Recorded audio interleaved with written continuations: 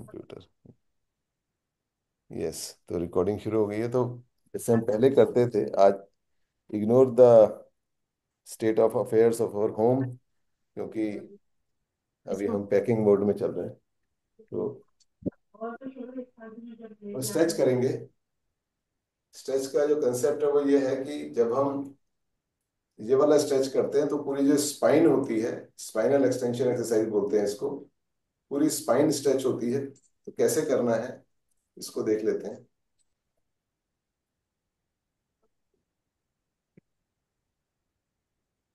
हम्म, okay.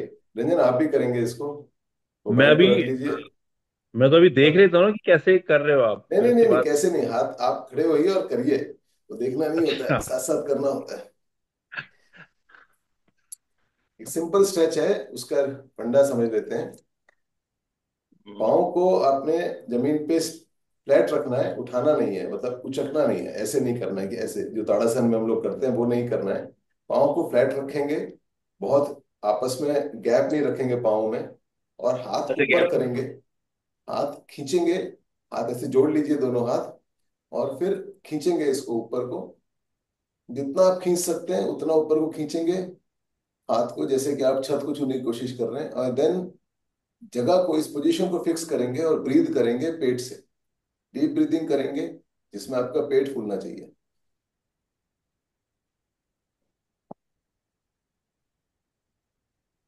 हाथ को खींच के रखेंगे पूरा ऊपर तक, पेट फूलेगा, और फिर नीचे रहेंगे। दो तीन सांस लीजिए खींच के, दोबारा करेंगे। यहाँ पर एक जो प्रिकॉशन है वो ये कि जो आपका हाथ है, जो हाथ ऊपर जाएगा वो कान के पीछे से जाएगा। वो हाथ ऐसे नहीं खींचना है। हाथ यूं करके कान के पीछे से। I hope it is visible in the video. यूं खींचना है तो कान आपका बाहर रहना चाहिए, कान के पीछे से हाथ जाएगा।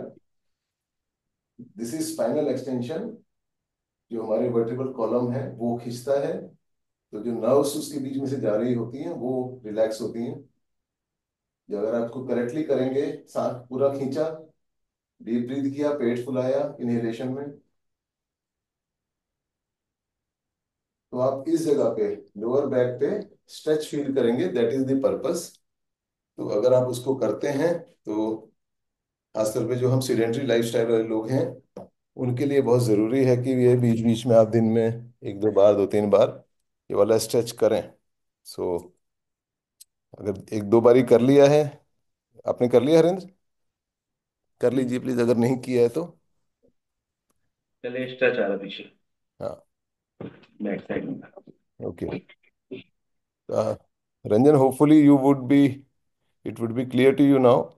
तो देख लीजिएगा। हम्म। अगर कंफ्यूज होगा तो आज शाम को जब हम मिलेंगे तब नहीं डिटेल नहीं, में वो बात कर करेंगे। लिया, वो स्ट्रेच आ रहा है पीछे, बस ठीक है, दैट्स गुड। बैक साइड में। हाँ, बस वो बहुत ज़रूरी है, क्योंकि जो हम बैठते हैं तो ऐसे करके हम लोग, कमर हमारी यूं हो जाती है ऐसे। हाँ, वो, हाँ, तो बैंड, वो, हाँ। हाँ, तो इस चीज़ के लिए ये जो हमारा रीढ़ की हड्डी का जो है, हाँ। इसको खींचना जरूरी होता है। तो इवन जो जैसे साइटिका जिसका एक्टिवेट हुआ होता है, साइटिका नर्व होती है जो निकलती है दबती है, वो इससे एकदम रिलीफ आता है इससे। तो साइटिका नर्व का जो इलाज है वो ये भी है। तो एनीवे, ओके। सो कल हमने बात की थी थोड़ी सी कि कैसे शुगर मैनेजमेंट के ऊपर कल बात की थी हमने। तो जो थोड़ा सा फैट के ऊपर बात करते हैं कि जो फैट है, फैट किस टाइप का फैट क्यों खाना चाहिए उसके ऊपर। तो फैट के दो तीन तरह के टाइप होते हैं। जैसे जो एक जो इससे हम बहुत फेमिलियर होते हैं, जो इंडिया में देसी घी चलता है, बटर चलता है, that is basically saturated fat. तो वो जो है वो सबसे स्टेबल फैट माना जाता है, यानी स्टेबल इन द सेंस कि उसमें जो केमिकल लेवल पे जो हाइड्रोजन और कार्बन वाले जो कंपाउंड होते हैं वो स्टेबल होते हैं। और इसीलिए जब आप उसको गर्म करते हैं हाई टेम्परेचर पे, जिसको स्मोकिंग पॉइंट बोलते हैं, बहुत हाई स्मोकिंग पॉइंट होता है, तो वो टेम्परेचर पे खराब नहीं होता जल्दी। नॉर्मली क्या है, जैसे जिसको हम रिफाइंड ऑयल बोलते हैं या हाइड्रोजनेटेड ऑयल बोलते हैं, वो टेम्परेचर पे आते ही वो, उसका कुछ नाम होता है उस प्रोसेस का, अभी बताता हूँ। तो वो खराब होना शुरू होता है। इसीलिए जैसे अगर हम कोई पकोड़े तलते हैं, कोई चलते हैं, कोई भी चीज़ तलते हैं, वो आपको रीयूज नहीं करना होता ऑयल। तो कोई भी तेल हो, इवन देसी घी हो, वो भी, क्योंकि काफ़ी लंबे समय तक वो गर्म रहता है, पकौड़े तलने 15-20 मिनट लगते हैं, तो वो अल्टीमेटली उसको एक बेसिक तौर पे आप ऑक्सीडाइज भी बोल सकते हैं। तो अल्टीमेटली क्या होता है, that free radicals start forming in that. तो वो इसलिए गड़बड़ करता है। तो सबसे जो अच्छा घी है जो हमारा, या कुकिंग मीडियम के लिए भी, देसी घी या मस्टर्ड ऑयल। वो मस्टर्ड ऑयल में भी रिफाइंड मस्टर्ड ऑयल नहीं होना चाहिए, जो कच्ची घानी का जिसको हम तेल बोलते हैं, कोल्ड प्रेस्ड अगर मिल जाए तो। ना कोल्ड प्रेस थोड़ा महंगा आता है, अगर आप असली वाला कोल्ड प्रेस लेते हैं तो काफ़ी महंगा आता है। लेकिन जो कमर्शियली कच्ची घानी का तेल है, जैसे धारा का या फॉर्च्यून का या इवन डालडा वालों का भी कच्ची घानी का तेल आता है, तो वो बेटर होता है यूज़ करने के लिए। और अगर अफोर्ड कर सकते हैं तो ऑथेंटिक सोर्स से जो कच्ची घानी का तेल है कोल्ड प्रेस्ड वाला, वो आप ले सकते हैं। तो that is the best thing. उसके अलावा तिल का तेल भी अगर कच्ची घानी का है तो that is another thing. Coconut oil कच्ची घानी का, दैट इज अनदर थिंग। ये जो फैट है, ये these are the best type of fats. इसके अलावा जो सरसों का तेल है, वो आता वैसे पूफा की कैटेगरी में है, और उसमें लेकिन मोनोसेचुरेटेड और पॉलीसेचुरेटेड दोनों तरह के होते हैं। तो और किसी भी घी में भी हम फुल्ली सेचुरेटेड की बात कर रहे हैं, लेकिन थोड़ा सा मोनो और थोड़ा सा पॉली होता है, लेकिन वो क्वांटिटी बहुत कम होती है। इसलिए उसमें जो प्रिडोमिनेंट उसकी जो करेक्टर है, that is saturated fatty acids.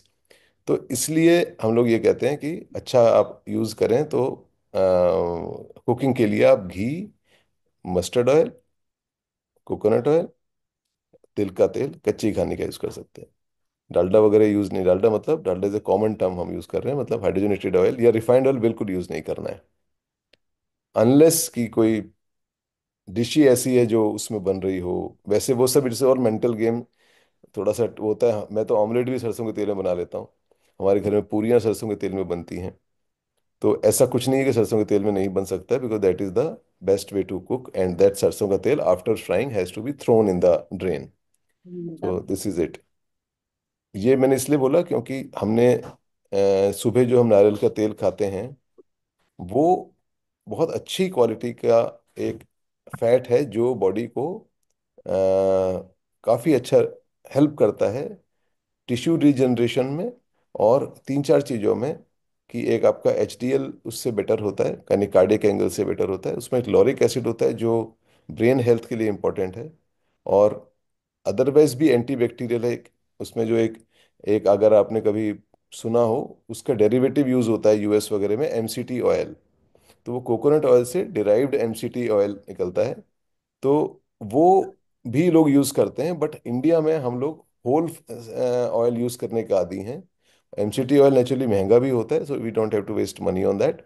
तो उसको कॉफी में भी इसलिए हम मिला लेते हैं, कच्चा भी खाते हैं। सुबह आज खा पाए थे आप रंजन, सुबह हाँ, खाया था मैंने। इजीली, कोई दिक्कत नहीं? हाँ, मुझे मुझे तो इवन दो उसके अंदर जो हल्दी वाला था वो ही मुझे कुछ ऐसा लगा नहीं मुझे कुछ कि कुछ ज्यादा अजीब सा है वो तो तो मैंने आपको नॉर्मली बोला ही बिल्कुल था। ऐसे मजे से लग रहा था, ऐसे कि कुछ मीठा सा ही खा रहा हूँ कुछ, मैं ऐसा लग रहा हम्म। था मुझे। आपको जो वो पेपर का इशू था ना, कल आप बोल नहीं रहे नहीं, थे। उससे नहीं हुआ, उससे कुछ नहीं हुआ उससे। हाँ, मैं आपको यही कह रहा था कि उसमें पेपर का वो टेस्ट नहीं आएगा आपको बिल्कुल भी। हाँ, नहीं आया कुछ भी। हाँ, तो इसलिए कोई दिक्कत नहीं है। आप अब कल से आप उसको फुल एक एक टीस्पून खा मैं लीजिए। पूरा पूरा पूरा स्पून ही लिया था मैंने आज भी। अच्छा अच्छा, okay, good good good good. तो ठीक है, वेरी गुड। बस तो ये that is the system now. ठीक है। तो ये जो हम सुबह ऑयल खाते हैं ना, कोकोनट ऑयल, उसकी जगह अगर आप चाहें तो आप देसी घी भी खा सकते हैं। अगर आपको कभी टेस्ट चेंज ठीक है। करना है तो देसी घी भी खा सकते हैं। एक ही बात है, या दोनों भी खा सकते हैं। मतलब ठीक अगर अगर हम कार्ब कम कर चुके हैं लाइफ में अपनी, कार्ब से मतलब डायरेक्ट कार्ब से है, तो हमें अपनी बॉडी में फैट का जो इंटेक है वो बढ़ाना होता है। हमें अपनी बॉडी की जो बेसिक एनर्जी है, इसको इस ढंग से समझिए कि जो आप हम कार्ब क्यों खा रहे थे, क्योंकि हमें बॉडी में एनर्जी चाहिए थी। हम्म अब हम अपनी बॉडी को कार्ब से, we are trying to shift to, उसको बोलते हैं फैट एडजस्टेड बॉडी। यानी आपकी बॉडी का जो एनर्जी है वो फैट से मिलेगी, क्योंकि अल्टीमेटली जो सिस्टम है वो फैट से भी, वही फैट भी माइटोकॉन्ड्रिया में जाके उसको यूज हो जाता है, फैट भी। तो अगर आप फैट खाते हैं तो आपका जो कार्डियक फैक्टर्स हैं, चाहे वो ट्राइग्लिसराइड है, चाहे वो एलडीएल है, चाहे वो टोटल कोलेस्ट्रॉल है, वो एकदम कम हो जाएगा। एक रेशियो होता है जो हमने हार्ट हेल्थ में डिस्कस करते हैं, ट्राइग्लिसराइड वर्सेस एचडीएल रेशियो। तो जब हम्म फैट कम आपकी एडजस्टेड बॉडी होती है तो वो लेस देन 1 पे चलता है। कितनी बारी, मतलब वो इतना होता है कि ट्राइग्लिसराइड एचडीएल से नीचे चला जाता है। It is very hmm surprising, हम कभी सोच भी नहीं सकते कि ऐसा होगा। तो लेकिन 1 से भी नीचे चला जाता है। जैसे जो मेरा है वो 1 से थोड़ा सा ऊपर है, वो 1.16 से ऐसा कुछ है। लेकिन मैं अभी भी कार्ब खाता हूँ, कभी भी मैं चावल खा लेता हूँ, कभी कभार ये इसकी मक्का की या रागी की, रेयरली कभी गेहूं की कुछ कुछ मिक्स रोटी भी खाता हूँ। कब कम खाता हूँ, बहुत पर खाता हूँ। तो अगर मैं बिल्कुल कट कर दूंगा ना, तो that will go down, my triglyceride level will be less than my HDL. मेरा एचडीएल 68 समथिंग था, ट्राइग्लिसराइड शायद 87 थे, इफ आई रिमेम्बर। तो if I continue on this path, मेरा ट्राइग्लिसराइड का लेवल 68 से नीचे जा सकता है। So that is the objective. हमें 1 से नीचे ना भी करें तो 2 से नीचे आइडियल होता है, कि 2 से नीचे होना चाहिए। यानी अगर आपका 60 एचडीएल है तो ट्राइग्लिसराइड 120 से ऊपर नहीं होना चाहिए। That is the best ratio cardiac angle से। तो इस तरह से ये चलता है। हरिंदर और कल्याणी के लिए इंफॉर्मेशन वैसे कुछ हद तक तो उनको पता ही है, क्योंकि they are in the program for a long time. But still, revision is never bad, थोड़ा थोड़ा आदमी ओरिएंट होता है। Okay, so this is about fat and intake of fat and objective, कि हमें फैट एडजस्टेड बॉडी की तरफ काम करना है, कार्ब कम से कम करने हैं। और जब हम प्रोटीन खाते हैं कोई भी, तो उसमें फैट आता है, प्रोटीन के साथ अपना फैट होता है। जैसे आप पनीर खाते हैं तो पनीर में भी फैट होता है, चिकन में भी फैट होता है, मटन में काफ़ी ज़्यादा फैट होता है, फिश में फैट होता है। फिश का फैट बड़े अच्छे ढंग से हम यूज़ करते हैं, क्योंकि फिश का जो फैट है वो one of the healthiest fat है। तो हम्म उसमें जो ओमेगा 3 और ओमेगा 6 वाला होता है, तो ओमेगा 3 वो मिल जाता है फिश से। तो अगर आप हफ्ते में 2 दिन 3 दिन फिश खाते हैं तो दैट इज़ वेरी गुड।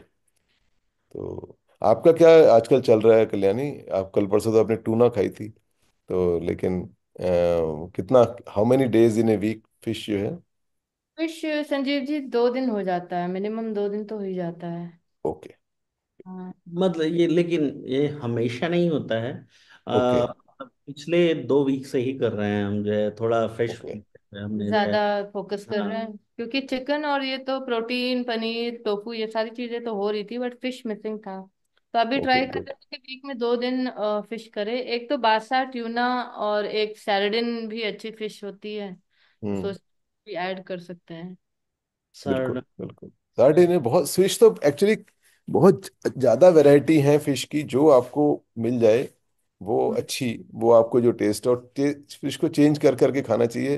हमारे घर में तो स्मेल का थोड़ा उस पे पंगा होता है, तो मैं तो एक आधी तरह की फिश खा पाता हूँ जिसमें स्मेल नहीं होती है, बासा में स्मेल नहीं होती है। तो बाकी फिश में हल्की स्मेल रहती है। और अगर प्रॉन्स खा सकते हैं तो प्रॉन मैंने अभी एक दिन बनाए थे। तो prawns again are very very good source of protein, very high protein है, बेटर देन फिश इवन। तो prawns are even better and so easy to cook also.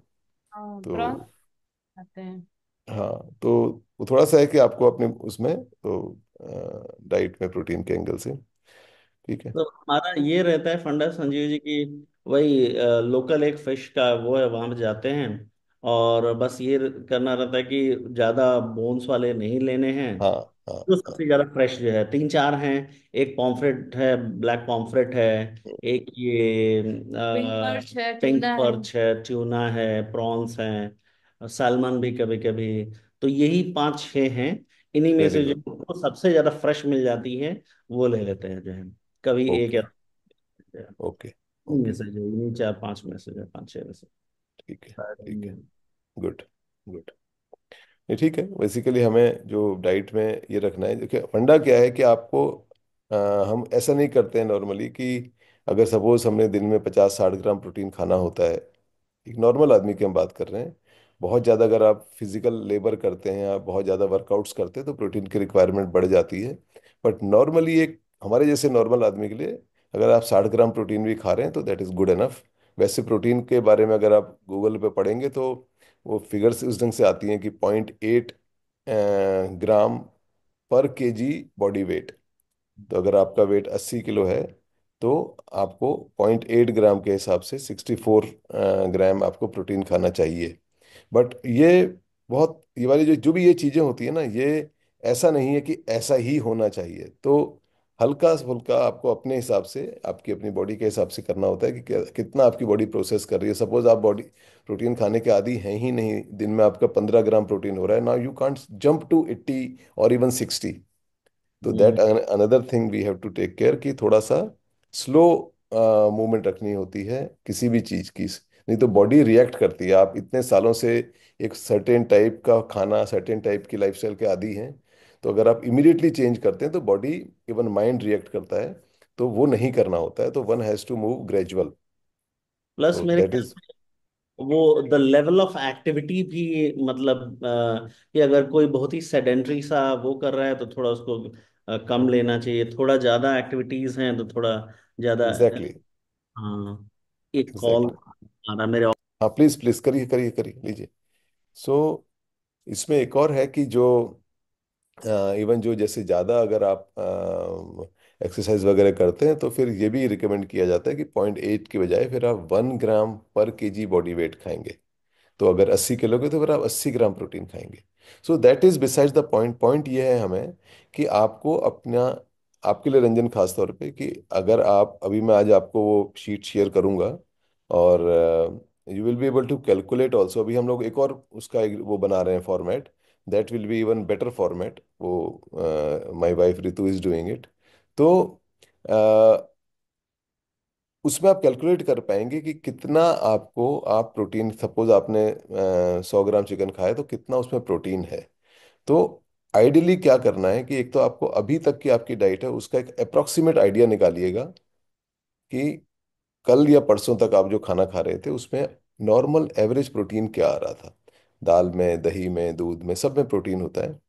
तो उसके हिसाब, अंडा आप कह रहे थे, आप एक अंडा रोज खा लेते हैं, तो उस हिसाब से कितना, एक अंडे में 4 ग्राम करीब प्रोटीन होता है। बड़ा साइज का होगा तो 5 ग्राम हो सकता है, बट उससे ज़्यादा नहीं होता।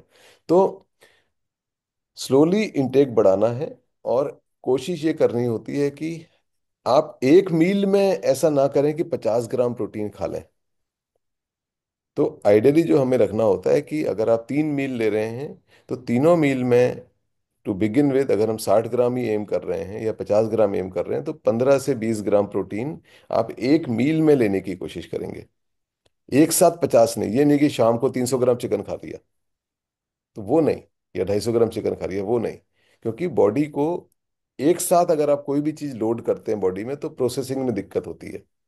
तो इसलिए हमें कॉम्बिनेशन बना के खाना होता है। तो कल, बल्कि ओके, मैं फोटो डाल दूंगा ग्रुप पे कल के खाने की मेरी। तो उसमें क्या है, थोड़ी वेजिटेबल्स खाएंगे हम लोग, थोड़ा सा कुछ दही खाएंगे। फिश के साथ दही रिकमेंडेड नहीं होता है तो नहीं खाएंगे दही। अगर चिकन या मटन है तो उसके साथ वो खाएंगे। पनीर खाएंगे। टोफू है तो टोफू खाएंगे। राजमा है तो राजमा में दाने ज़्यादा लेंगे, उसकी ग्रेवी कम लेंगे, सो दैट जो प्रोटीन की जो क्वांटिटी है दानों में है, पानी में नहीं है, उसके रस में नहीं है। तो ताकि क्वांटिटी ज़्यादा आए, तो वो फिर हम उसको मेजर भी करते हैं कि कितना राजमा हम खा रहे हैं। तो उससे हम धीरे धीरे वी गेट द आइडिया कि कितना प्रोटीन आ रहा है। तो एक मील में 15 to 20 ग्राम प्रोटीन एम करें। बादाम खा रहे हैं तो बादाम में भी प्रोटीन आ रहा है। हर, काफ़ी सारी चीज़ों में प्रोटीन होता है। तो वो आपको कैलकुलेट करना है और उसके हिसाब से अपनी डाइट को बैलेंस करना है। Every diet has to be balance. ऐसा नहीं है कि सुबह नहीं खाया दिन में और शाम को ज़्यादा खा लिया, वो मत करें। और अगर 2 ही मील खाते हैं, सुबह हल्का सा खाते हैं, जैसे मैं सुबह ब्रेकफास्ट ऐसा वाला नहीं करता हूँ, तो मैं सिर्फ बादाम वगैरह ये ड्राई फ्रूट्स भिगा के वो सब खाते हैं। तो मेरा ब्रेकफास्ट में ज़्यादा नहीं होता है, but then I try to make it a point कि मेरा लंच और डिनर में जो प्रोटीन रिक्वायरमेंट है, फाइबर की रिक्वायरमेंट है वेजिटेबल्स के फॉर्म में, फैट की रिक्वायरमेंट है, तो वो है। जैसे एक जो चीज़ क्यूब होता है, अगर आप चीज़ खाते हैं तो cheese again is a very good source of fat as well as protein. दही है, dahi is a very good source of, घर का जमाया हुआ दही, बाहर का दही ना खाएं। मजबूरी में खाना पड़े खाएं, बट अदरवाइज ना खाएं। घर में जमाए दही। अब मौसम अच्छा हो रहा है, आप तो खैर बेंगलोर में तो मौसम ठीक ही था, बट दिल्ली में भी अब दही जमने वाली स्टेज आ गई है, ठीक ठाक जम रहा है। तो घर का दही जमाएं, वो खाएं, क्योंकि दैट इज प्रोबायोटिक, उसमें बैक्टीरिया है। बाहर के वाले में बैक्टीरिया नहीं हो पाता है, वो बैक्टीरिया मरा हुआ होता है, तो उसमें इट डज नॉट हेल्प। बाकी कैल्शियम वेल्शियम मिल जाता है अलग बात है, बट गट के हिसाब से देखें तो वो उतना अच्छा नहीं माना जाता। तो दही खा लीजिए, मलाई खा लीजिए, जो अगर मलाई खा सकते हैं तो वो फैट अच्छा फैट है। वाइट बटर घर में निकला हुआ है वो खा लीजिए। बट ये सब हम तब कर रहे हैं, ये सब fat intake, extra fat intake तब कर रहे हैं जब हम कार्ब नहीं के बराबर खा रहे हैं या बिल्कुल मिनिमल खा रहे हैं। तो कार्ब का सब्स्टिट्यूट क्या है? रोटी का सब्स्टिट्यूट है दाल का चीला। ना दाल के चीले में वैसा वाला कार्ब नहीं है, कार्ब तो थोड़ा बहुत तो होता है बट अदरवाइज वैसा नहीं है। गेहूं वाला कार्ब नहीं है या मक्के वाला कार्ब नहीं है। या जैसे मेरी वाइफ खाती है कितनी बारी कि वो अंडे के दो दो पतले पतले, वो खाली उसको ऐसे फैट के दो पतले पतले ऑमलेट टाइप के बना लिए, वो omelette becomes kind of a roti, अगर आपको रोटी का ही मजा लेना है। तो that is another way. You have to innovate, you have to create things. दाल भिगा के पीस के वो भी चीला बनता है। बेसन का कुछ नहीं, तो बेसन को घोलिए, उसमें थोड़ा बहुत ग्रेट करके लहसुन डालिए, धनिया डालिए, और बन जाता है। 5 मिनट लगते हैं उसको करने में। तो दिस कैन बी डन। आप कुछ कहना चाह रहे हैं कल्याणी, या अपना अनुभव बताना चाह रही हो? नहीं नहीं, संजीव जी बता रहे थे, लेकिन वही सेम चीज बता रहे थे कि बेसन का चीला, मतलब यूट्यूब पे या फिर गूगल पे सर्च कर लेते हैं चीला की रेसिपीज, तो 8-10 बहुत अच्छी अच्छी रेसिपीज आ जाती है। ओके, क्या क्या है हमें भी बताइए, क्योंकि हमें तो बेसन चीला जो हमारी कुक बनाती है वो उसमें लहसुन और कभी धनिया वो सब काट के डालती है। और क्या होता है? ग्रीन मूंग चीला होता है, वो बहुत टेस्टी हाँ होता ठीक है, हाँ। है, डाल देते हैं तो फिर एक वो हो जाता है। हम्म। और ओके। बेसन का चीला, ग्रीन मूंग चीला ही हम ज्यादा खाते हैं, यही दो। और ओके। दाल का, चने दाल का और इसका चीला। चना दाल मतलब आपको भिगानी पड़ेगी, फिर पीसेंगे आप हाँ, उसको ना? भिगा के फिर पीस करके। हाँ हाँ हाँ। हाँ नहीं ठीक है, वेरी गुड। तो यही सब है। तो ये आपको स्लोली इंट्रोड्यूस करना होता है रंजन, जैसे आपके केस में अभी आप वी विल बी स्टार्टिंग। तो हम रोटी कम से कम करेंगे, एकदम बंद नहीं करेंगे। कोई भी, अगर आप चावल और रोटी खाते आए हैं अभी तक तो एकदम बंद नहीं करेंगे, बिकॉज आपके पेट में जो बैक्टीरिया होता है, देखिए इसको इस ढंग से समझते हैं, जो पेट के अंदर जो बैक्टीरियाज हैं हमारे, जिसको गट बैक्टीरिया बोलते हैं, या गट का माइक्रोबायोम बोलते हैं, वो आपका जो जनरल इनटेक है खाने का, उसके हिसाब से वो गट का बैक्टीरिया का एक सेट होता है। डिफरेंट सेट ऑफ बैक्टीरिया, एक एक सिंगल बैक्टीरिया नहीं होता है। तो वो डिफरेंट सेट ऑफ बैक्टीरिया आपके गट में अवेलेबल होते हैं to digest the food you are eating. तो वो ओवर द ईयर्स डेवलप होता है। तो अगर आप सडन चेंजेस कर देंगे, तो अगर आपने सपोज गेहूं या जो भी आप अभी तक खाते आए हैं एकदम बंद कर देंगे, और आपने सीधा सीधा एकदम चीला पे शिफ्ट हो गए या आप किसी और चीज पे शिफ्ट हो गए, now your gut bacteria, quantity and quality of your gut bacteria is not ready to process the food, new type of food you are eating. तो दिक्कत होगी आपको, हो सकता है ब्लोटिंग होगी, आपको कुछ और दिक्कत हो सकती है, यू विल डिस्कम्फर्ट होगा पेट में। तो और अगर नहीं भी होगा तो भी उसकी प्रोसेसिंग अच्छी नहीं होगी, वो अनडाइजेस्टेड निकलेगा बाहर। बिकॉज गट का जो बैक्टीरिया है it is not able to digest what you have eaten. तो हमें स्लोली चेंज करना होता है। गट बैक्टीरिया डेवलप करने के ऊपर भी हम अभी बात करेंगे दोबारा, कि कैसे हमें गट बैक्टीरिया को प्रमोट करना होता है, क्योंकि हम लोग काफ़ी सारी चीज़ें ऐसी खाते रहते हैं जिससे गट बैक्टीरिया मरता रहता है। हम खुद ही मार देते हैं ऐसी चीज़ें, हमारे प्रिजर्वेटिव्स खा लेते हैं, कई सारी चीज़ें हो जाती हैं। तो वो फिर गड़बड़ होती है। तो वो हम करेंगे उसके ऊपर बात। तो गट बैक्टीरिया की डेवलपमेंट, और इसीलिए स्लोली इंट्रोड्यूस करनी होती हैं चीज़ें, ताकि आपका गट बैक्टीरिया इवॉल्व होगा। आपने बेसन का चीला, एक रोटी आप मिक्स ग्रेन रोटी खा लीजिए, एक बेसन का चीला खा लीजिए। तो बेसन का चीला वाला जो उसको प्रोसेस करने का जो बैक्टीरिया जो अभी सफिशिएंट क्वांटिटी में नहीं था, वो धीरे धीरे डेवलप हो जाएगा। उसको लगेगा अच्छा ओके ये वाला माल आ रहा है भाई, इसको इसके हिसाब से प्रोसेस करना है। So this is how we have to help our body, help our cells. तो this is how it works. Anyway, any question? Harendra, कल कल्याणी कह रही थी कि आप बहुत क्वेश्चन पूछते हो, आज क्या है? कल भी आप नहीं पूछ रहे थे, आज भी नहीं पूछ रहे, क्या हो गया? Any question about, not about diet? ये तो डाइट की हमने से बात कर ली। हाँ, डाइट पे मतलब आते हैं क्वेश्चंस, मतलब हेल्थ को लेकर के भी। बट ज्यादा क्वेश्चंस मेरे बाकी सारे टॉपिक्स से रिलेटेड रहते हैं। हाँ, मैं आज आपका क्या शेड्यूल है दिन का? आज मेरी टीम की आउटिंग है। तो ओके। आज मैं दोपहर में मतलब मैं आज 10 बजे ऑफिस के लिए निकलूंगा शायद। और फिर ओके। आज की आउटिंग होगी तो उसमें 3-4 घंटे तो जाएंगे। ठीक है। और फिर शाम को आऊँगा। Okay, around what time will be home? 6-7 के आसपास। ठीक है, ठीक है, तो टेंटेटिवली रखते हैं हम लोग around 7:30। Can we schedule a meeting? हाँ हाँ, बिल्कुल बिल्कुल, सेवन ठीक है, थर्टी ठीक है, तो मैं आपको लिंक भेज दूंगा। तो 7:30 पे मिलते हैं। तो थोड़ा सा आपकी कुछ बातें भी थी, वो भी करनी थी, और हाँ, प्लस एक दो चीज़ें मुझे भी डिस्कस करनी है। तो बिल्कुल। वो भी अपना 7:30 का मैं आपको लिंक भेज दूंगा अभी। तो let us meet at 7:30।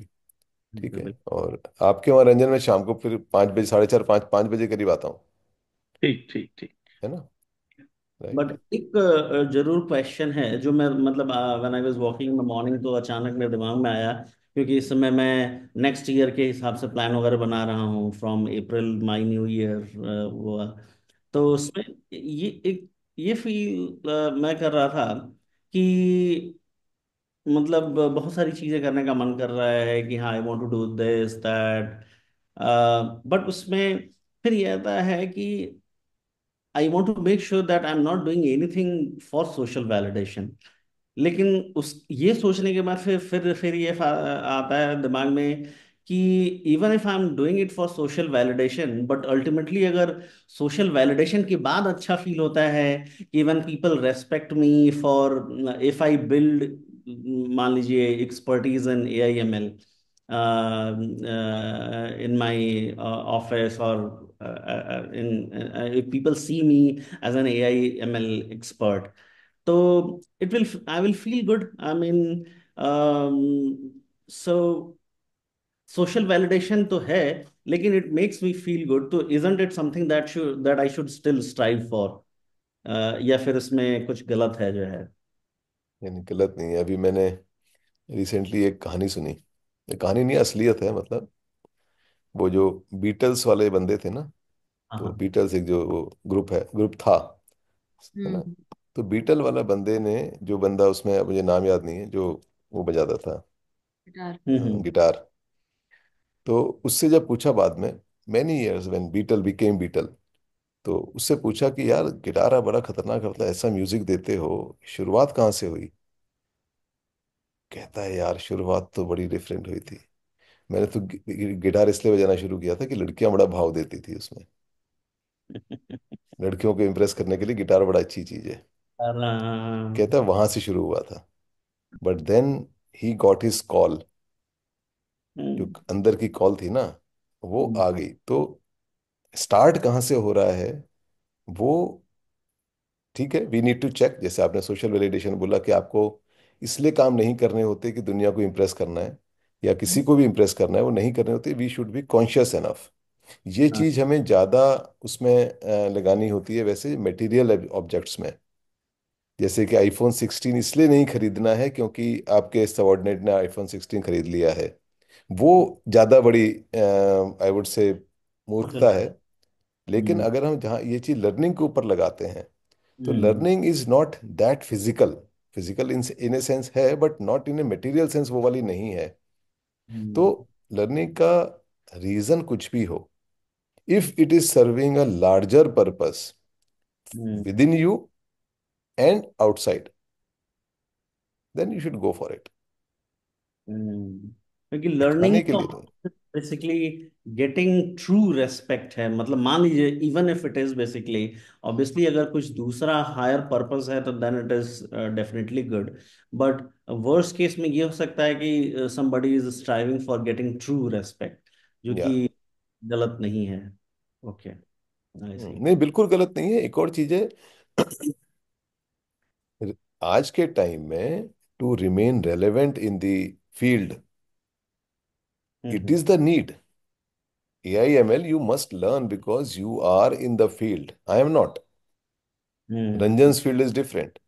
Hmm, So आपको अपनी फील्ड में अपनी relevance as well as importance, जो भी आपका एक निश एरिया है, उसको फर्दर डेवलप करना होता है। ठीक है, मेरा वेलनेस का फील्ड है, तो I keep reading, I keep augmenting my knowledge, I keep experimenting. जैसे फास्टिंग के ऊपर हमने एक बारी बात की थी। I am on fast today, आज मैं फास्ट पे हूँ। तो I will be experiencing that. अगर मैं वो नहीं करूंगा, how would I coach, how would I hmm. Tell you कि क्या होता है ना? तो वो चीज, वो मेरा फील्ड है ना।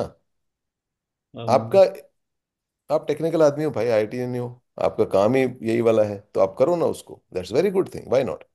हम्म। का फील्ड है वो, तो that will help you professionally, personally also आप ग्रो करोगे। तो आपको तो एआई में उसके न्यूट्रिशन के सूत्र मिल जाते हैं भाई, उस दिन आप बता रहे थे लास्ट टाइम, याद है? ये- याद है 944 वाला? You got that? तो नाइन अरे फोर फोर का सूत्र क्या है हरेंद्र, एक बार ये रंजन को बताइए। 944, हाँ। 944 का जो है कि फैट से बेसिकली आपको पर ग्राम ऑफ फैट आपको 9 कैलोरीज मिलते हैं। पर ग्राम ऑफ पर ग्राम ऑफ प्रोटीन आपको 4 कैलोरीज, और पर ग्राम ऑफ कार्ब ऑल्सो आपको 4 कैलोरीज मिलते हैं। तो फैट में एग्जैक्टली। सबसे ज्यादा मिलता है 9 कैलोरीज, और बाकी प्रोटीन और कार्ब में सेम मिलता है 944। ये बेसिकली क्या है कि हम लोग अभी तक मैक्सिमम जो हम न्यूट्रिशन या जो हम डाइट मैनेजमेंट, खाना मैनेजमेंट की बात करते हैं, हम लोग कैलोरीज के टर्म्स में करते थे कि भाई कैलोरी, किसी को वेट रिड्यूस करना है, भाई तू 1200 1400 कैलोरी खा। अब वो 1200 1400 कैलोरी कहाँ से आ रही है वो नहीं बता रहा है कोई उसको, वो हम्म। बर्गर की जाके खा लेता है, ठीक है, या और कुछ रोटी खा लेगा उतनी। लेकिन हमें ऐसी कैलोरीज नहीं चाहिए होती। तो केवल कैलोरीज, इसलिए हम अपने, जब हम वेलनेस की बात करते हैं, हम कैलोरीज को सबसे पीछे रखते हैं, सबसे पीछे कैलोरीज को सबसे पीछे। हम पहले जो दूसरे, जहां से कैलोरीज आ रही हैं, उन न्यूट्रिएंट्स को पकड़ते हैं, उन चीजों को पकड़ते हैं कि आपकी कैलोरीज आ कहाँ से रही है। हम्म। तो आपकी जो सबसे अच्छी कैलोरीज हैं, वो प्रोटीन फैट से आ रही हैं, कार्ब से, बट अच्छे वाले कार्ब से। जैसे वेजिटेबल में भी कार्ब है, दाल में भी कार्ब है, तो वो अच्छा वाला कार्ब है। चावल गेहूं अच्छा वाला कार्ब नहीं है, तो हमें वो वाला कार्ब कम करना है। प्रोसेस्ड फूड का, अब पिज्ज़ा है, पिज्ज़ा एक तो पता नहीं जो बना है उसमें चीज़ कैसी डली है, वो भी नहीं पता हमें, बट चलो whatever it is, heavy calorie intake है, हैवी कार्ब इंटेक है, but we don't want that. Calorie तो वहां से पूरी हो जाएगी आपकी, तो हमें इसलिए कैलोरी इंटेक का भी ख्याल रखना होता है, और लेकिन कैलोरी कहाँ से आ रही है उसका ज़्यादा ख्याल रखना होता है। तो इसलिए, बट वो सूत्र वो है कि 9 कैलोरी एक फैट से, एक प्रोटीन और एक कार्ब से, 4 4, तो 944। तो ये फॉर्मूला हरेंद्र को कहीं एआई के बारे में पढ़ते हुए मिला, देन ही आस्क्ड 944 के बारे में, कहा हाँ it is like that. So good. L से जो है एक्चुअली वो, अभी मुझे अपने आईएसएम का एक वो जूनियर है, 1 ईयर जूनियर एक्चुअली। तो वो आईएसएम में जो है ही studied mining, but then he went to ISC, Indian Institute, हाँ आईआईएससी। हाँ हाँ हाँ। वहाँ से मास्टर्स किया जाए। मास्टर्स बेसिकली वहाँ के ही did in computational science and maths, कुछ I think something related to I AI and ML only. तो वो बंदा जो है वो 20 साल से एआई एमएल के फील्ड में है, और वो आईआईएससी में अपने क्लास का टॉपर भी था जो है। क्या अ, बात है। तो राजू मिश्रा, अभी मैं 2 दिन पहले उससे बात कर रहा था। ही इज अ गुड, मतलब उससे अच्छी वो होती है, बात होती है कई बार जो है। तो I was asking for some book, बहुत सारे बुक्स वगैरह उसने पब्लिश कर रखी हैं। Oh, some books have been published by MIT press also.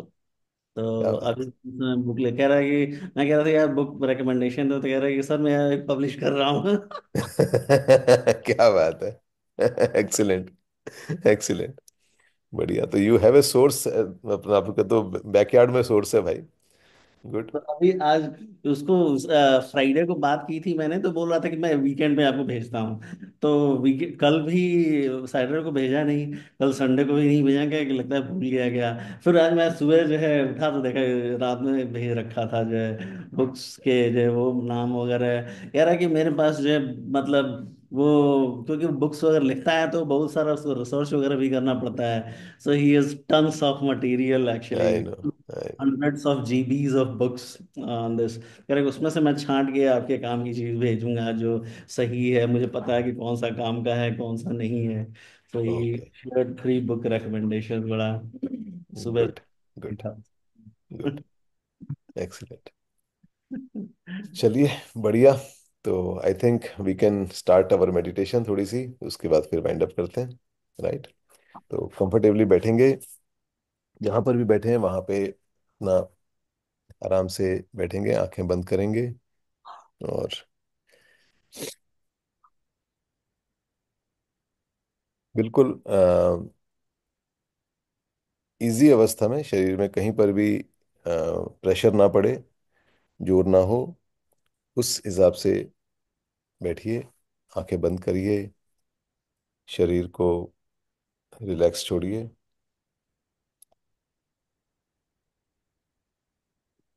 अपना ध्यान अपने टोस पर, पाँव की उंगलियों पर लेके जाएं, उनको रिलैक्स करने के लिए बोलिए। जब आप अपने बॉडी के किसी भी पार्ट को आदेश देते हैं, उससे बात करते हैं, तो वो फॉलो करता है। आपकी टोज, आपके फीट, एंकल्स, उनको रिलैक्स करिए। With your closed eyes, try to see them from outside or inside and tell them to relax. कहीं पर भी आपकी पिंडलियां हैं, नीज हैं, कहीं पर भी अगर कोई खिंचाव है, स्ट्रेस है, उसको फील करके रिलैक्स करने का आदेश दें। घुटना, थाइज, सिर्फ बंद आंखों से उसे देखें और वो रिलैक्स होना शुरू हो जाता है। हिप्स, waste,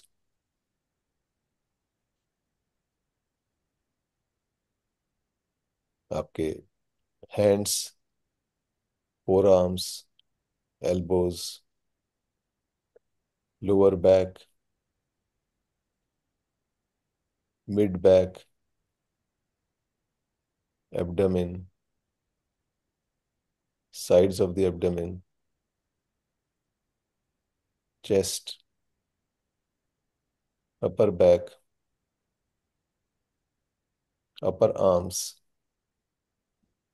Just see them with your closed eyes. Just try to see, feel your body. It gets relaxed. Your shoulders, neck, chin, lips, cheeks, back of your head, nose, eyes, eyelids, top of the head, forehead. Bring your attention to your forehead. Your entire body is absolutely relaxed. Focus at the center of the forehead, the point where ladies put their bindi.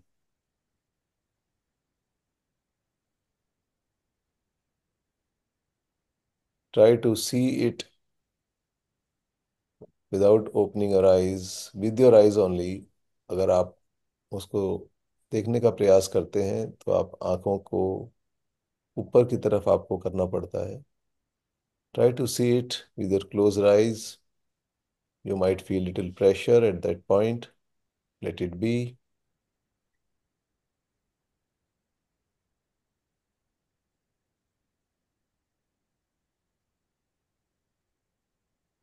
आप अपनी attention अपनी breathing पे लेके जाएं, अपनी breath को feel करें। जब आप इनहेल कर रहे हैं तो भीतर जाते हुए श्वास की हल्की सी ठंडक होती है, उसे फील करें। आपका चेस्ट या आपका पेट जो फूल रहा है, उसके मूवमेंट को फील करिए।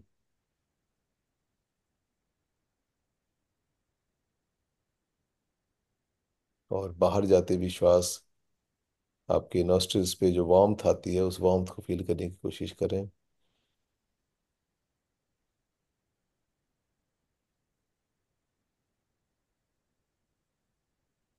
इनहेलेशन, चेस्ट या stomach movement, and exhalation.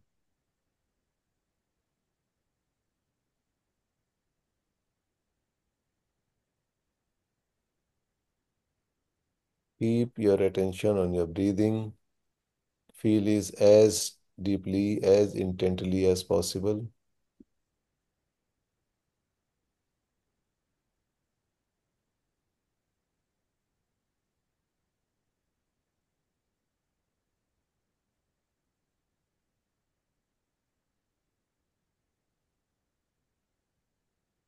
Inhalation, little coldness inside the nostrils, chest movement, stomach movement, and exhalation में little warmth inside the nostril while the air is coming out.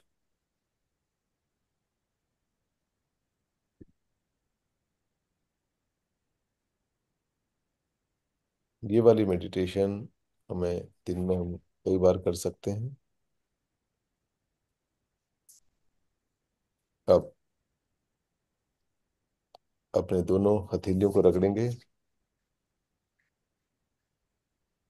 आपका पूरा शरीर पूरी तरह से रिलैक्स्ड है। हाथों को रगड़ेंगे। हाथों में हथेलियों के बीच में गर्मी पैदा करेंगे और उनको अपनी हथेलियों को आँख पे लगाएंगे। आँख कवर करेंगे अपनी हथेली से, खोलेंगे नहीं। और आप आज का अपना दिन तय करेंगे। दिन को अच्छे से बिताएंगे। अच्छा खाना खाने की कोशिश करेंगे। Healthy food, nutritious food. कोशिश करेंगे कि हम प्रिजर्वेटिव वाला खाना या बाहर का खाना नहीं खाएंगे। जिन भी व्यक्तियों से मिलेंगे उनमें अपने से साम्य ढूंढेंगे, क्योंकि हम सभी एक हैं। कोशिश करेंगे कि हम सभी से अच्छे से बात करेंगे।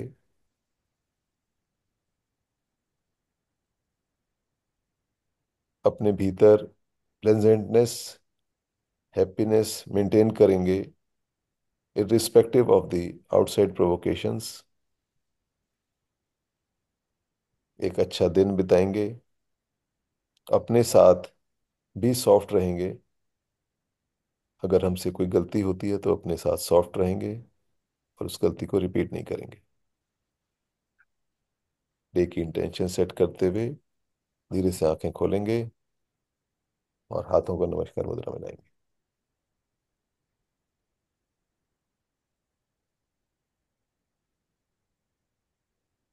ओके, चलिए ठीक है। Great. Have a great day. Harendra, आपका आपकी टीम की आउटिंग के लिए शुभकामनाएं। Take care of your self, take care of your team. बाकी फिर मिलते हैं ठीक टाइम। है। नमस्कार। बाय।